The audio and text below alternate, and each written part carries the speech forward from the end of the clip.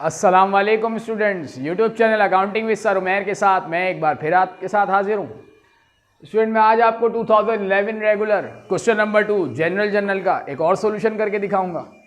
लेकिन ये टॉपिक तो जनरल का है, लेकिन हमें यहाँ जनरल एंट्री पास नहीं करनी। यहाँ हमें जनरल एंट्रीज बनाकर दी हुई है और हमें इसकी ट्रांजेक्शन्स बनानी है। वैसे तो हमें ट्रांजेक्शन्स गिवन होती हैं और हम इसकी जनरल एंट्रीज पास करते हैं, लेकिन यहाँ पर हमें रिवर्स काम करना है।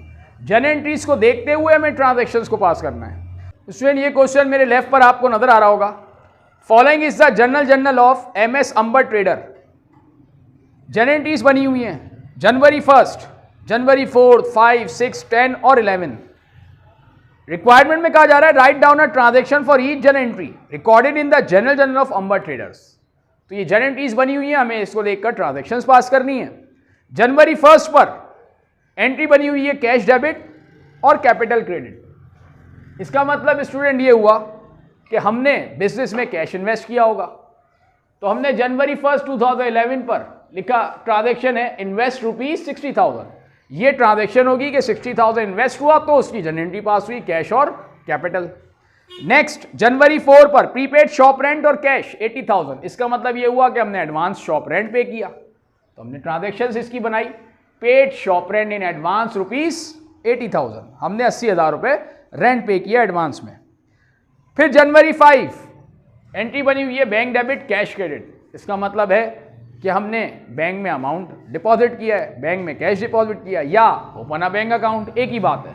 जनवरी 5 पर हमने ट्रांजैक्शन बनाई ओपन अ बैंक अकाउंट ₹10,000।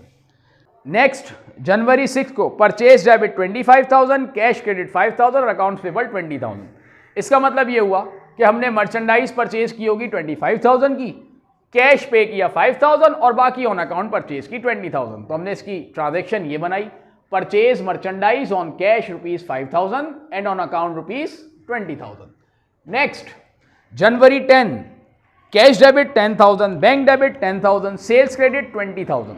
इसका मतलब स्टूडेंट ये हुआ कि हमने टोटल सेल की होगी 20,000 की, उसमें से 50% अमाउंट हमने बैंक में डिपॉजिट कर दिया।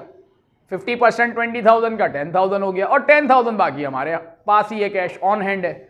इसका मतलब ट्रांजैक्शन ये होगी cash sales ₹20,000 out of which 50% deposited into bank, जिसका 50% अमाउंट हमने बैंक में डिपॉजिट कर दिया। जनवरी 11 ड्रॉइंग डेबिट और बैंक क्रेडिट। इसका मतलब ये हुआ कि हमने बैंक से विड्रू किया होगा कैश फॉर प्राइवेट यूज या फॉर पर्सनल यूज।